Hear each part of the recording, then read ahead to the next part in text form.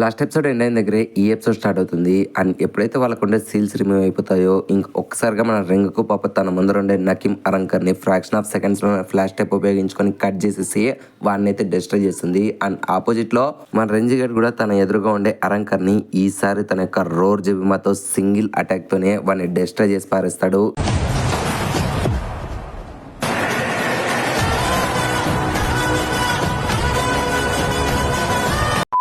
ఇంకా అలా తన కళ్ళ ముందరే తన ఇద్దరు సబార్డినేట్స్ అండి అరంకర్స్ డిస్ట్రాయ్ అయిపోవడంతో ఇంకా శాలంగడ్ ఇక్కడ నుంచి పారిపోవాలనుకుంటాడు. బట్ తను పారిపోతున్నా సరే తన వెనకలు వచ్చిండే ఇట్స్గా మాత్రం నువ్వు తప్పించుకోవడానికి కుదరదని చెప్పి తను కూడా ఆ అరంకర్ని అయితే డిస్ట్రాయ్ చేసి పారదొబ్బుతాడు. ఇంకా ఆ విధంగా మన సోల్ రిపర్స్ వాళ్ళ ఎదురుగా ఉండే ముగ్గురు అరంకర్స్ని అయితే సక్సెస్ఫుల్ గా డిఫీట్ చేసిస్తారు. కానీ ఇక్కడే పెద్ద కర్మ ఏంటంటే వీళ్ళ ముగ్గురులో మన రింగుకు పాప మాత్రమే తక్కువ డ్యామేజ్ తీసుకుంటుంది. అండ్ రెంజిగాడు అక్కడికక్కడే కింద పడిపోతాడు. అండ్ కెప్టెన్ ఏంటి మన ఇట్స్గా కూడా ఎక్కువ డ్యామేజ్ వల్ల తను కూడా కింద పడిపోతాడు. అండ్ నెక్స్ట్ సీన్ లోనే మనకి రెంజిగాని చూపిస్తారు. ఇంకా రెంజిగాడు అసలు నేను ఎక్స్పెక్ట్ కూడా చేయడం లేదు ఈ అరంకర్స్ మాలో ఉండే ఇంత పవర్ ని బయటికి తీపిస్తారని. లిటరలీ మేము ఆ సీల్స్ రిమూవ్ చేసుకున్నాం కాబట్టి వీళ్ళ మీద మేము గెలిచాం. కానీ లిటరలీ ఈ అరంకర్సే మాకు ఈ లెవెల్ కెప్టెన్ రేంజ్ అటాక్స్ ఇస్తే అండ్ ఇచ్చుకో ఫైట్ చేస్తుంటే ఆ అరంకర్ గడు ఇంకెంత పవర్ఫుల్, నేను ఎలాగైనా వెళ్ళి ఇచ్చుకోక హెల్ప్ చేయాలని చెప్పి డిసైడ్ అవుతాడు. అండ్ ఇంకొక సైడ్ మన రంగుకు పాప వెంటనే ఒరిహిమెన్ పిలిచి తన కెప్టెన్ ఇట్స్ గాయకి అయితే హీల్ చేపిస్తూ ఉంటుంది. అండ్ ఇక్కడే సీన్ అయితే నెక్స్ట్ సీన్ లో మనకి గ్రిమ్జౌ ఇంకా ఇచ్చుకో ఫైట్ ని చూపిస్తారు. అండ్ మన ఇచ్చుకో గడు బాంకాయ్ ఉపయోగించి ఫైట్ చేస్తున్నా సరే ఇద్దరు కూడా ఒకరి మీద ఇంకొకరు అటాక్ చేసుకోకుండా తప్పించుకుంటూ ఫైట్ చేస్తూ ఉంటారు. అండ్ స్టార్టింగ్ లో మన ఇచ్చుకో గడు గ్రిమ్జౌ గానికి మంచి అపోనెంట్ గా ఉన్నా సరే బట్ కొద్దిసేపట్లోనే మన గ్రిమ్జౌ చేసే అటాక్స్ అన్ని కూడా మన ఇచ్చుకో తప్పించుకుంటూ ఉంటాడు. అండ్ ఫైనల్ గా తను ఏదైనా అటాక్ చేద్దామనే టైంలో గ్రిమ్జౌ దాన్ని ఈజీగా డాట్ చేస్తూ ఉంటే ఇంకా మన ఇచ్చుకో గానికి ఏం చేయాలో అర్థం కాదు. అసలు ఎవర్ర వీడు ఇంత ఫాస్ట్ గా ఉన్నాడు అనుకుంటాడు. ఇంకా అప్పుడే గ్రిమ్జౌ గాడు కూడా మన ఇచ్చుకో గాడిని పిచ్చ కుక్కను కొట్టినట్లు కొట్టి వెంటనే ఆకాశం నుంచి కిందికి పడేస్తాడు. అండ్ కిందికి పడిపోయిన మన ఇచ్చుకో గాడు పైకి లేచి ఈ గ్యాప్ లో మళ్ళీ మన గ్రిమ్జౌ గాడు ఆకాశం నుంచి ఫాస్ట్ గా వచ్చి ఇచ్చుకో గాడి మీద అటాక్ చేద్దాం అనుకుంటాడు. అండ్ ఈ గ్యాప్ లో మన ఇచ్చుకో గాడు తన జాన్పక్తో స్ట్రైక్ చేద్దాం అనుకుంటాడు. బట్ ఈసారి కూడా గ్రిమ్జౌ దాన్ని సక్సెస్ఫుల్ గా డాట్ చేసి మన ఇచ్చుకో గాడిని మళ్ళీ దంతాడు. దెబ్బకి మళ్ళీ మనోడు దూరం ఎగిరిపోతాడు.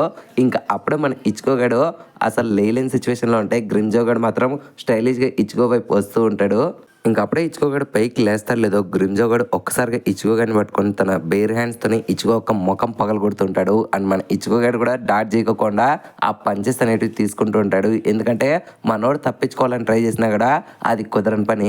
ఇంకలా మన గ్రిమ్జౌ గాడు ఇచ్చుకోగాని పిచ్చి కుక్కను కొట్టినట్లు కొట్టేసి ఏంట్రా ఇదేనా నీ బాంక యొక్క ఫుల్ పవర్, నేను నిన్ను చూసి డిసప్పాయింట్ అవుతున్నా సోల్ రిపేర్, నేను నీ దగ్గర నుంచి ఎంతో ఎక్స్పెక్ట్ చేసా, అసలు నువ్వు నాకు ఇంచు కూడా ఫైటింగ్ స్పిరిట్నే చూపించలేదు, నీ ఎంత వేస్ట్ నా కొడుకే లేడంతో ఇంకా ఆ మాటలైన ఇచ్చుకోగాడు ఒక్కసారిగా తన ఫ్లాష్ బ్యాక్ సీన్స్ అని గుర్తు తెచ్చుకొని తను ఇంత వీక్గా ఉంటే ఎప్పటికీ తన ఫ్రెండ్స్ని కాపాడలేడు, ఎవరిని కాపాడలేనని చెప్పి డిసైడ్ అయ్యి ఫైనల్గా తన యొక్క గెట్సుగా టెన్స్ యొక్క ఫుల్ పవర్ని రిలీజ్ చేస్తాడు. దెబ్బకి తన దగ్గర నుంచి వస్తుంటే ఆ బ్లాక్ ఫ్లేమ్స్ చూసిన గ్రిమ్జౌ గాడు వణికిపోతాడు.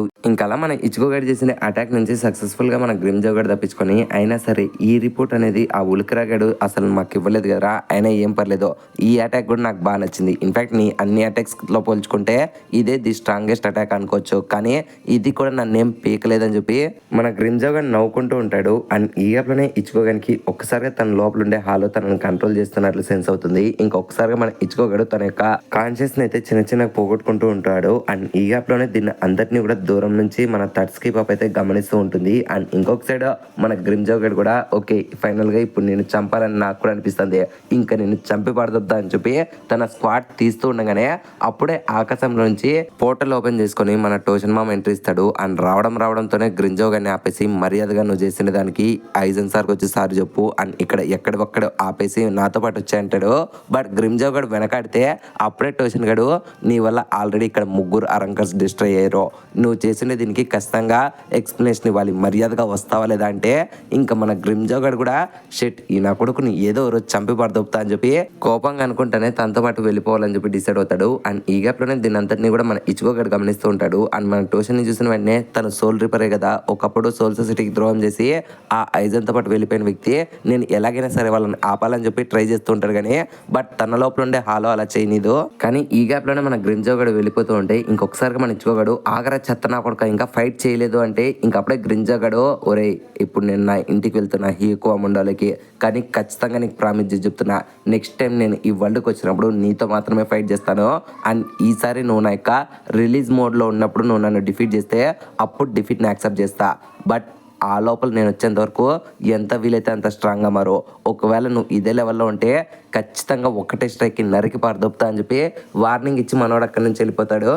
ఇంకా వాళ్ళు వెళ్ళడానికి వచ్చేటప్పటికి మన ఇచ్చుకో దగ్గరికి అయితే మన రెంజిగాడు వస్తాడు అండ్ వచ్చిన వెంటనే ఆ అలంకార హ్యూకో మండలకి వెళ్ళిపోయాడు అంటే ఇంకా మన ఇచ్చుకోగాడు కూడా అవునంటాడు. ఇంకా అప్పుడే రెంజిగాడు నువ్వు గెలిచావా ఓడిపోయావా అని అడిగితే మన ఇచ్చుకోగాడు నేను ఓడిపోయాను అంటాడు. అండ్ రిటర్న్లో రెంజిగాని కూడా అడుగుతాడు. రెంజిగాని నేను గెలిచా అని రిప్లై ఇవ్వడంతో ఇంకా మన ఇచ్చుకోగాడు అయినా సరే నేను ఫస్ట్ టైం ఓడిపోయా అని చెప్పి బాధపడితే ఇంకా అప్పుడే మన రెంజిగాడు లేదు నువ్వు ఓడిపోలేదు నువ్వు ఇంకా బ్రతుకున్నావు కాబట్టి నువ్వు ఇంకా ఫైట్ అనేది చేయగలవు కాబట్టి ఇది ఒక డ్రా కిందకే లెక్క అంటాడు. కానీ బట్ మన ఇచ్చుకోగాడు మాత్రం ఆ మాటలకు సాటిస్ఫై కాడు.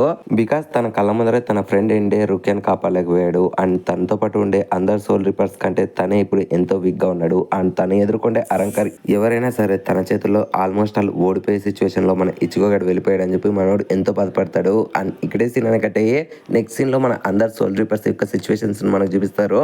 మన ఇట్స్ గా అని ఇంకా రుక్యాన్ అయితే సక్సెస్ఫుల్ గా ఒరిహిమే హీల్ చేస్తూ ఉంటుంది. అండ్ ఇంకొక సైడ్ మన ఇకాకు గాడు ఇంకా మన యమకుచిక గాడు పక్కనే ఉండే కైగో గానితో పాటు వాళ్ళ ఇంటికి వెళ్తారు. అండ్ ఇక్కడ పిచ్చ కామెడీ సీన్ ఏంటంటే మన కైగో గాని సిస్టర్ మన ఇకాకు గాని చూసి ఫస్ట్ సీన్ లో లవ్ లో పడిపోతుంది. లైక్ మనం పిలుచుకుంటే లవ్ అట్ ఫస్ట్ సైట్ అని చెప్తాం కదా సేమ్ టు సేమ్ అనమాట. ఇంకప్పుడే కైగో గాడు తన సిస్టర్ కి ఎలాగైనా సరే నచ్చ చెప్పాలని చెప్పి ట్రై చేస్తుంటారు కానీ బట్ తను మాత్రం తన మాట విందు. అండ్ ఇంకొక సైడ్ మన కైగో గాడు ఆ గుండో నీకెళ్ళ నచ్చాడు అని చెప్తే ఇంకా అప్పుడే మన ఇకాకు గాడి కోపంగా తన వుడెన్ స్క్వాడ్ ని పెట్టి తీసి ఇంకొకసారి నన్ను గుండోడా అంటే గుండు మీద బొక్క పెడతా అని చెప్పి వార్నింగ్ ఇస్తాడు. అండ్ నెక్స్ట్ సీన్ లోనే ఉరురు పాపని హీల్ చేస్తూనే మన టెస్సేని ఇంకా మన ఉరాహారం చూపిస్తారు. ఇంకప్పుడే ఉరాహార కూడా నీకేం కాదు నేను జాగ్రత్త చూసుకుంటా అని చెప్పి ప్రామిస్ ఇస్తాడు. అండ్ నెక్స్ట్ సీన్ లోనే మన గ్రిమ్జావ్ గడు ఇంకా టోషన్ వెళ్ళి ఐజన్ కలుస్తారు. ఇంకా అప్పుడే ఐజన్ కూడా తనని వెల్కమ్ బ్యాక్ చేస్తాడు కానీ బట్ టోజన్ మాత్రం ఐజన్ సమా ఈ గ్రిమ్జాగాడు మీ మాట వినుకోకుండానే రియల్ వరల్డ్కి వెళ్ళి అక్కడ డిస్ట్రాక్షన్ చేశాడు. వీడు చేసిండే ఈ తప్పదానికి త్వరగా మీరు వీనికి ఏదైనా శిక్ష విధించండి అని చెప్పి అడుగుతాడు కానీ బట్ మన ఐజన్ మాత్రం ఏం పర్లేదు టోజన్ యాక్చువల్గా గ్రిమ్జాగాడు అలా చేసిండే దానికి తనకు నా మీద ఉండే డీప్ లాయల్టీనే one of the main reason. So ఉలకరా నేను చెప్పిన పని చేయలేదు కాబట్టి ఖచ్చితంగా ఆ పని చేయడానికే ఈ గ్రిమ్జాగాడు వెళ్ళాడు. అంతకుమించి ఏం లేదులే తనను క్షమించేద్దాం అంటాడు కానీ బట్ మన టోజన్ మాత్రం వినకోకుండా లేదు సమా నా మాట వినండి ఈ గ్రిమ్జాగానికి డెత్ సెంటెన్స్ ఇవ్వండి నేనే వీడిని చంపి పారదొప్పుతా అంటే ఇంకా ఆ మాటలనే గ్రిమ్జావ్ గారు కూడా ఏంటన్న గారు మీకు నా మీద ఏమైనా కక్ష ఉందా చెప్పండి మీరు కావాలనే నన్ను ఇలా నరికేద్దాం అన్నట్లు ఆలోచిస్తున్నట్లున్నారు కొంపతీసి ఒకవేళ మీకు అదే ఆలోచన ఉంటే చెప్పండి ఇద్దరు కలిసి ఫైట్ చేసుకుందాం అండ్ ఎవడి గొప్ప తెలుసుకుందాం. వన్ ఆఫ్ ది జర్నల్స్లో ఉండే ఒకరు ఇలా బిహేవ్ చేయడం నాకు అస్సలు నచ్చడం లేదని చెప్పి గ్రిమ్జావ్ గారు కూడా కోపడతాడు. అండ్ ఈ గ్యాప్లోనే మన టోజన్ గారు ఒక్కసారిగా తన స్క్వాడ్ తీసి గ్రిమ్జావ్ యొక్క హ్యాండ్ని కట్ చేసి పారదొప్పుతాడు. దెబ్బకు మన గ్రిమ్జావ్ గారి కోపంతో టోజన్ మీద అటాక్ చేద్దామని చెప్పి తన స్క్వాడ్ తీస్తూ ఉండగానే అప్పుడే ఐజన్ మాత్రం గ్రిమ్జావ్ ఇప్పటి వరకు నువ్వు చేసిన దానికి నాకు నీ మీద కోపం లేదు కానీ ఒక్కసారి నువ్వు కానీ టోషన్ మీద అటాక్ చేద్దామని చెప్పి ట్రై చేసావు అనుకో నేను ఖచ్చితంగా నేను ఫర్గివ్ చేయను అంటాడు. ఇంకా ఆ మాటలైన గ్రిమ్జావ్ గాడు టోషన్ని చంపేద్దామన్నంత కోపం ఉన్నా సరే మనోడు ఏం పీకలేక సైలెంట్గా అక్కడి నుంచి వెళ్ళిపోతాడు. ఇంకా అలా మన టోజన్ గారిని కూడా అక్కడి నుంచి పంపించేసి మన ఐజన్ అక్కడి నుంచి వెళ్ళిపోతుండగానే అప్పుడే అక్కడే ఉండే మన గిన్గేడు ఏంటి ఐజన్ సమ గారు మీకు టోజన్ మీద మంచి అభిమానం ఉన్నట్లుంది మీరెప్పుడు ఇంత మంచిగా మారిపోయారని అడిగితే దానికి మన ఐజన్ కూడా నువ్వు అనుకుంటాండేది ఏం లేదంటాడు. ఇంకా అప్పుడే మన గిన్గేడ్ కంటిన్యూ చేస్తూ మన యొక్క 5 మంది అరంకర్స్ చనిపోయారంటే ఇంకా అప్పుడే మన ఐజన్ కూడా ఏం పర్లేదు వాళ్ళు కేవలం లో లెవెల్ గిలియన్సే కదా వాళ్ళు చనిపోవడంతో మన ప్లాన్ ఏం మారదు అండ్ మన ప్లాన్కి మనం స్టిక్ అయ్యి ఉందాం. వన్స్ మనం వస్తాల్ ఆర్ట్స్ని గ్యాదర్ చేసి నుంచి వాళ్ళకైతే ఎస్పాడాస్గా ప్రమోట్ ఇద్దాం అండ్ ఒక్కసారి మనం ఎస్పాడాస్ని ప్రమోట్ చేసి నుంచి మన వేని ఆపడానికి ఎవడు కూడా ధైర్యం చేయలేడు అండ్ మనకి ఎదురుగా ఎవరు కూడా నిలవలేరు అని చెప్పి మన ఐజన్ మామ ఎంతో కూల్గా చెప్తాడు. అండ్ నెక్స్ట్ సీన్లోనే మనకి ఇషిడాని కూడా చూపిస్తారు అండ్ మన ఇషిడా గడు అరంకర్స్ని ఇంకా ఇచ్చుకో వాళ్ళందరూ స్పిరిచువల్ ప్రెజర్ని అయితే సెన్స్ చేస్తూ ఉంటాడు. అండ్ అప్పుడే తన మీద అటాక్ చేస్తుండే తన డాడ్ యొక్క అన్ని అటాక్స్ని కూడా డాట్ చేస్తూ ఉంటాడు. అండ్ అప్పుడే తనకు ట్రైనింగ్ ఇస్తుండే వాళ్ళ డాడ్ కూడా ఏంటి నువ్వు ఆ సోల్ రిపర్స్ గురించి ఇప్పటికీ వరి అవుతున్నావా నేను నీకు ఆల్రెడీ చెప్పా కదా ఇప్పటి నుంచి నువ్వు ఎటువంటి సోల్ రిపర్స్తో కూడా కాంటాక్ట్స్ పెట్టుకోకూడదు అలాగైతేనే నేను నీ పవర్స్ నీకు మళ్ళీ రిటర్న్ తెప్పిస్తా అంటతో ఇంకా ఆ మాటలైన మన ఇషిడా గడు కూడా చేసేదేం లేక వాళ్ళ నాన్న చెప్పిండే మాటలు వింటూ తన ట్రైనింగ్ని కంటిన్యూ చేస్తూ ఉంటాడు. అండ్ నెక్స్ట్ సీన్ అనేది నెక్స్ట్ డే మార్నింగ్ షిఫ్ట్ అవుతుంది. అప్పుడే మన యూవీ పాప ఇచ్చుగోని లేపడం కోసం తన రూమ్కి వస్తుంది, కానీ ఎక్కడ కూడా మన ఇచ్చుకోగాడు కనపడ్డు. ఇంకొకసారిగా వెళ్ళి వాళ్ళ నాన్నకి ఇన్ఫార్మ్ చేస్తే ఇంకా వాళ్ళంతా కూడా ఇచ్చుకో కోసం వరి అవుతుంటారు. ఇంకా అప్పుడే అక్కడికి వచ్చిన రుకే పాప ఒక్కసారిగా ఫ్లాష్ బ్యాక్ గుర్తు తెచ్చుకుంటుంది. యాక్చువల్గా నిన్న మన ఉరిహిమే పాప రుకేని హీల్ చేసి నుంచి మన ఇచ్చుకోగడ రుకేని చూస్తూ ఉంటే ఇంకప్పుడే రుకే కూడా నా వైపు నువ్వు అంత జాలిగా చూడాల్సిన పని లేదు. యాక్చువల్గా ఇప్పుడు నాకు తగిలిండే గాయం అనేది ఒక క్లినికల్ ఎర్రర్ మాదిరి నేను తగిలించుకున్నా, అంతేగాని నేను నీకంటే ఎంతో స్ట్రాంగ్ అంటుంది. ఇంకా ఆ మాటలని ఇచ్చుకోగడ కూడా అలాగే సైలెంట్గా ఉంటే ఇంకా అప్పుడే రుకే పాప సరేలే నువ్వు అంత సాడ్గా ఉండదు, కానీ ఒకవేళ నీ లోపల ఉండే హాలో గురించి నువ్వు ఆ ఉరాహారాన్ని అడిగి ఏదైనా సజెషన్ తీసుకోవచ్చు కదా, ఎందుకంటే తనే కదా నీకు ట్రైనింగ్ ఇచ్చిండేది. తనకు ఖచ్చితంగా నీ లోపల ఉండే హాలో గురించి ఇన్ఫర్మేషన్ తెలిసి ఉంటుందంటే ఇంక అప్పుడే మనం ఇచ్చుకోగాడు నువ్వు చెప్తానే కూడా కరెక్టే. యాక్చువల్గా ఇప్పుడు నాకేం జరుగుతుంది అని నేను ఎలా బిహేవ్ చేయాలి అన్నీ కూడా ఉరాహారకు తెలుసు, కానీ ఇప్పుడు నాకు కావాల్సిండేది ఉరాహార ట్రైనింగ్ కాదు, అంతకు మించి. సో నేను కూడా ఇప్పుడు డిసైడ్ అయ్యా నా ట్రైనింగ్ నేనే చూసుకుంటా అని చెప్పింటాడు. అండ్ దానికి కంటిన్యూషన్గా ఇప్పుడు ప్రెజెంట్ సిచ్యువేషన్లో మన రుకే పాప ఇచ్చుగోని వెతుక్కుంటూ అసలు ఎక్కడికి వెళ్ళిపోయారో ఇచ్చుగో, అసలు నువ్వు ఇంట్లో నుంచి ఇంత సడన్గా వెళ్ళిపోవాల్సిన అవసరం ఏముంది, అసలు ఎవరి దగ్గరికి వెళ్ళావని చెప్పి ఆలోచిస్తూ ఉంటుంది. అండ్ ఇక్కడే సీన్ అని కట్టే నెక్స్ట్ సీన్లో ఇచ్చుగో యొక్క క్లాస్ని చూపిస్తారు. ఇంకా అప్పుడే వాళ్ళ టీచర్ అటెండెన్స్ చేస్తూ ఏంటి ఈరోజు ఎంతమంది ఆబ్సెంట్ అయ్యారు, ఇచ్చుగో, ఇషిడా, చాద్ ఇంకా రుకియా వీళ్ళంతా కూడా ఎందుకని ఆబ్సెంట్ పెట్టారు, సరేలే వాళ్ళ రీజన్స్ వాళ్ళకు ఉన్నాయి, మనం క్లాస్ స్టార్ట్ చేద్దామని చెప్తుంది. ఇంకా అప్పుడే మన ఒరియే పాపకి అన్నీ తెలిసినా సరే సైలెంట్గా ఉంటుంది, కానీ పక్కనే ఉండే తడ్స్కి పాపకి ఏమీ తెలియదు కాబట్టి తనైతే కొంచెం ఏం జరుగుతుందబ్బా అన్నట్లు ఆలోచిస్తూ ఉంటుంది. అండ్ ఇక్కడే సీన్ అని కట్టే అదే స్కూల్ రూఫ్ టాప్ మీద మన రెంగుకు పాప ఇంకా మన ఇట్స్ గయ మాట్లాడుతూ ఉంటారు. ఇంకప్పుడే మన రెంగుకో పాపని చూస్తే ఇట్స్ గయ నిన్న మనం పోరాడిండేది కేవలం లో క్లాస్ గెలియన్స్తో, వాటిని ఫైట్ చేయడానికి మనం కెప్టెన్స్ అయింది కూడా మనకి ఆ గేటే కైజో అనేది ఉపయోగించాల్సి వస్తుంది. ఒకవేళ వాళ్ళకంటే అప్పర్ లెవెల్ ఉండే వాళ్ళతో మనం ఫైట్ చేయాల్సి వస్తే అప్పుడు మనం వేస్ట్ కిందకైనా లెక్క అని చెప్పి మనోడు ఎంతో కోప్పడుతూ ఉంటాడు. ఆ నెక్స్ట్ సీన్లోనే మన జింటగాడు ఉర్రు పాపకి హీల్ అయిపోవడంతో ఒక్కసారిగా మనోడు కేకలేస్తూ నీకు బాగైంది అని చెప్పి సెలబ్రేట్ చేస్తూ ఉంటాడు. అండ్ ఈ గ్యాప్లోనే అక్కడికి వచ్చిన ఉరహర పక్కనే ఉండే చాద్గాడిని చూసి షాక్ అవుతాడు. ఏం కావాలని అడిగితే ఇంకప్పుడే మన చాద్గాడు కూడా తన హెడ్ని బో చేసి మోకాళ్ళ మీద పడి ప్లీజ్ ఉరహర గారు నన్ను ట్రైన్ చేయండి అని చెప్పి అడుగుతాడు. ఇంకా ఆ మాటలైనా మన ఉరహర కూడా షాక్ అవుతాడు. అండ్ ఇక్కడే సీన్ అని కట్టే నెక్స్ట్ సీన్లో మన ఇచ్చుకోగాడు ఎవరూ లేని ఒక అన్నోన్ లొకేషన్లోకి నడుచుకుంటూ వెళ్ళి అక్కడే ఉండే ఒక షటర్ లోపలికి ఎంటర్ అవుతాడు. అండ్ ఆ షటర్ లోపల అంతా కూడా మన ఇచ్చుకొని చూస్తూ ఫైనల్గా నువ్వు మా కోసం వచ్చేసావు అనుకుంటా, ఇప్పుడు నువ్వు మాతో పాటు జాయిన్ అవుతున్నందుకు మాకెంతో సంతోషంగా ఉందని చెప్పి సింజిగాడు తన టీం అంతా కూడా ఇచ్చుకో వైపు చూస్తూ అంటారు. బట్ మన ఇచ్చుకోగాడు మాత్రం ఇక్కడ లేదు నేను మీతో జాయిన్ అవ్వాలనుకోలేదని చెప్తాడు. ఇంకా మాట్లాడిన షింజిగాడు మరి ఎందుకు వచ్చావురా అంటే ఇంకా అప్పుడే మన ఇచ్చుకోగాడు కూడా ఎందుకంటే నాలో ఉండే హాలో నేను సర్పాస్ చేయాలంటే అది కేవలం మీతో ఫైట్ చేస్తేనే అది చేయగలను, అందుకని ఇక్కడికి వచ్చా అని చెప్పి వెంటనే తన బ్యాడ్జ్ ఉపయోగించుకొని తన సోల్ రిపర్గా మారి ఒక్కసారిగా సింజి మీద అటాక్ చేయడానికి వెళ్తాడు. ఇంకా మన సింజిగాడు కూడా తన జాన్పక్తో తీసి ఇద్దరు కొద్దిసేపు అలా ఫైట్ చేసుకుంటూ ఉంటారు.